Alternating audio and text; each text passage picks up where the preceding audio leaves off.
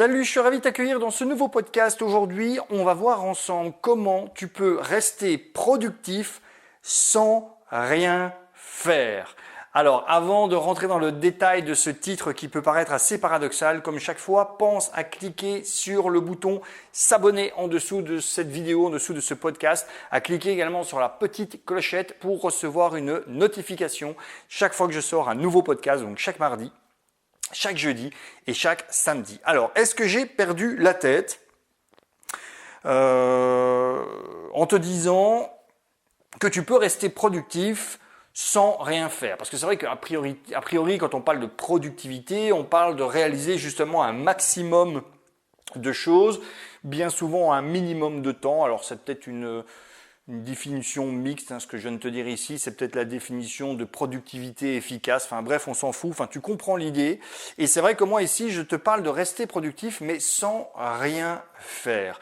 Et quand je te parle de rester productif sans rien faire, je voudrais te parler en fait d'un concept, alors qui existe peut-être déjà sous un autre nom, sous ce nom-là. Je t'avoue que j'ai pas vérifié. Mais moi, quand j'ai pris les notes pour enregistrer ce podcast, ce qui m'est venu en tête, c'est le terme de productivité créative. Le truc, tu vois, c'est qu'il y a quelque chose que je répète très souvent et que j'utilise pour plein de choses, mais jamais pour la chimie. C'est cette fameuse phrase de Lavoisier qui disait que rien ne se perd, rien ne se crée, tout se transforme. Eh bien, en matière de productivité business, donc si tu as besoin de créer du contenu pour ton business, que ce soit, je sais pas moi, créer des nouvelles formations, que ce soit créer des emails, que ce soit créer des podcasts comme je le fais ici, que ce soit peu importe ce que tu dois faire, mais je veux dire, à partir du moment où tu as un business, il y a certainement du contenu que tu dois créer.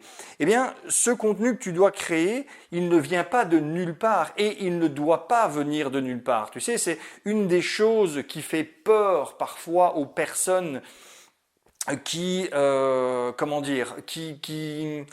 un moment donné se rendent compte que pour pouvoir développer leur business, elles vont devoir créer du contenu. Et si on dit, ah oui, mais moi j'ai peur de la page blanche ou de l'enregistrement blanc ou de la vidéo blanche. Bref, j'ai peur de ne pas savoir quoi dire. Alors si, à la limite, pendant 2, 3, 4 jours, je pourrais peut-être bien trouver un truc. Mais à un moment donné, je vais être à court d'idées. Et ce qu'il faut bien comprendre, c'est que tu ne peux jamais être à court d'idées parce que être à court d'idées, ça voudrait dire finalement que ton cerveau est complètement vidé. Et c'est pas le cas. Ton cerveau n'est jamais vidé. Parce que créer du contenu, ce n'est pas partir chaque fois d'une page blanche, c'est partir de ce que tu as emmagasiné pendant la journée, pendant la semaine, dans tes lectures, dans ton binge-watching, comme on dit, de YouTube ou de Netflix, enfin voilà, peu importe. Tu as constamment de l'input, donc des choses qui rentrent dans ton cerveau. Et le truc justement, c'est qu'à un moment donné, on est submergé de choses qui rentrent dans notre cerveau, à tel point qu'on ne s'en rend même plus compte, mais à tel point qu'on ne sait rien en faire, parce que on se mange des choses qui rentrent, on voit des publicités, on voit des textes, on voit des emails, on voit des vidéos, on lit des bouquins, enfin voilà, on se mange tout ça, mais on n'arrive pas à le digérer parce qu'on ne prend pas le temps de digérer tout cela. Et quand je parle de productivité créative ou quand je parle justement de rester productif sans rien faire, eh bien justement c'est ça. C'est à un moment donné se dire « Ok, je prends du temps pour faire pause, je prends du temps pour me déconnecter entre guillemets de toute nouvelle source d'information et je laisse tout simplement infuser. Infuser quoi? Eh bien infuser tout ce que j'ai emmagasiné au fil des jours, au fil des semaines. Et à un moment donné, je laisse mon cerveau créatif prendre le dessus en imaginant des choses qui peuvent au départ te paraître un peu loufoques, mais tu vas t'en apercevoir très vite quand tu vas faire ces exercices régulièrement. De ces choses loufoques va très certainement découler des idées créatives, innovantes, différentes de tout ce qui existe sur le marché et qui vont permettre d'apporter des solutions à un problème existant. Et donc, l'idée, c'est vraiment ça, c'est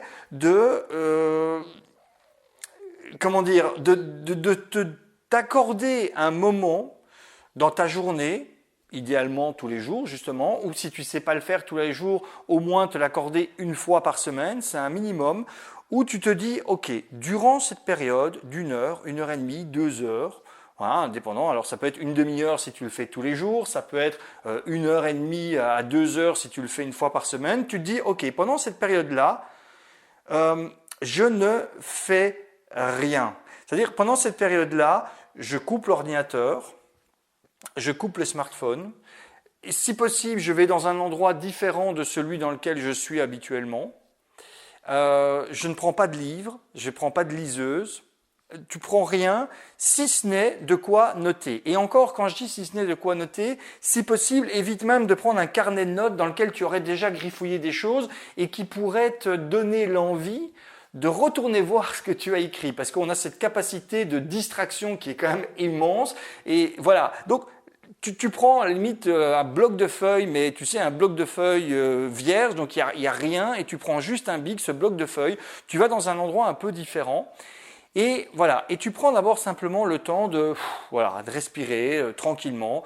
Alors, on pourrait se dire, ça ressemble un petit peu à une forme de méditation, sauf que là, tu vas pas rester avec les yeux fermés, tu peux le faire un petit instant, juste le temps de te calmer, de laisser s'évacuer peut-être un peu le stress que tu as emmagasiné sur les heures précédentes. Et puis à un moment donné, qu'est-ce que tu fais? Tu prends ta feuille et tu notes au plein milieu de cette feuille, voilà, je sais pas, le premier truc qui te vient en tête, ou éventuellement un problème que tu as actuellement, ou un problème que tes clients ont, ou un problème que les personnes qui sont intéressées en ta thématique ont généralement. Et tu notes, et puis en fait, à la manière d'un mind map, je sais pas si tu vois ce que je veux dire par mind map, mais tu tires des branches, et tu laisses venir simplement les choses auxquelles tu laisses simplement divaguer tes pensées, et tu vas peut-être à un moment donné penser à un film que tu as regardé hier, ou à un moment donné tes pensées vont peut-être t'amener vers un bouquin que tu as commencé à lire avant-hier, ou peut-être que tu vas te rappeler plus ou moins vaguement, peut-être pas de manière précise, mais d'une citation que tu as vue. Enfin bref, et tu vas commencer à noter tout ça. Et qu'est-ce qui va se passer? Eh bien, ce qui va se passer, c'est qu'à un moment donné, comme ton cerveau là va se mettre en mode un peu plus off, c'est-à-dire en tout cas en mode où tu ne vas plus emmagasiner des nouvelles informations, eh bien, il va beaucoup plus facilement pouvoir passer en mode output, c'est-à-dire en mode où il va ressortir les choses qu'il a emmagasinées. Parce qu'il y a un mécanisme qui se passe sans que tu t'en rendes compte de manière un petit peu inconsciente, c'est que chaque fois que tu emmagasines une nouvelle information, même quelquefois de manière inconsciente, ton cerveau il va la structurer, il va l'organiser, il va la mettre dans des cases, il va créer aussi des relations. Sans que tu t'en rendes compte, il va créer des relations entre je sais pas moi, un bouquin que tu viens de lire et quelque chose que tu as vu dans une vidéo il y a 2 semaines auparavant. Toi, tu t'en souviens pas. Toi, de manière consciente, tu n'as peut-être pas fait le lien entre les deux, mais ton cerveau, lui, va, pour faciliter un peu plus la mémorisation, il va créer le lien entre les deux. Et donc, si à un moment donné, tu laisses le temps, justement, à ton cerveau de repasser un peu en mode output, c'est-à-dire en mode où tu ne lui emmagasines plus de l'information, mais tu lui laisses le temps d'aller chercher justement un petit peu dans cette mémoire profonde et d'aller rechercher comme ça des liens, des connexions qu'il a créées entre différentes idées et que tu mets simplement sous les yeux ce problème, ce problème ou cette question ou cette chose que tu as en tête, et que tu te laisses simplement le temps et tu notes comme ça des idées. Et tu vas voir que par association d'idées, à un moment donné, il y a quelque chose de nouveau qui va sortir.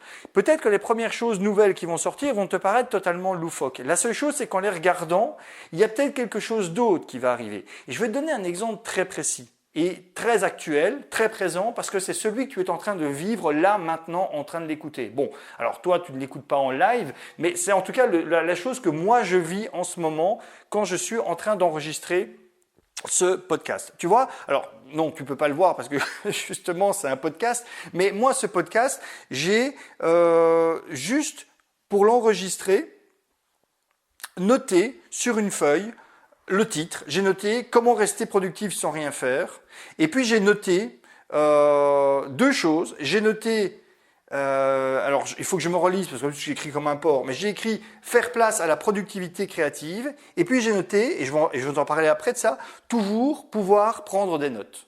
Voilà. Ça, c'est les seules choses que j'ai notées. Et sur base de ces choses que j'ai notées il y a très longtemps, hein, j'ai noté ça il y a même plus d'un mois, il y a quasiment 2 mois, je pense que j'ai noté ça dans mon carnet de notes. Eh bien, aujourd'hui, 2 mois plus tard, je te fais enfin pas en live, mais je te fais en impro l'enregistrement de ce podcast. Tout ce que je viens de te dire, finalement, c'est quoi? C'est simplement parce que j'ai à un moment donné pris la décision de passer un peu en mode output au niveau de mon cerveau, c'est-à-dire je me dis ok voilà, là c'est le moment où je vais faire l'enregistrement, je reprends alors ici effectivement mon carnet de notes avec des idées et puis je laisse simplement venir les choses, c'est-à-dire que la majorité, 90-95% des choses que je te raconte ici, c'est pas des choses que j'avais prévues, c'est pas des choses que j'avais notées, c'est pas des choses que j'avais envisagé de te dire, il y a des choses que je viens de t'expliquer, elles sont venues entre guillemets, naturellement, quasiment de manière instinctive.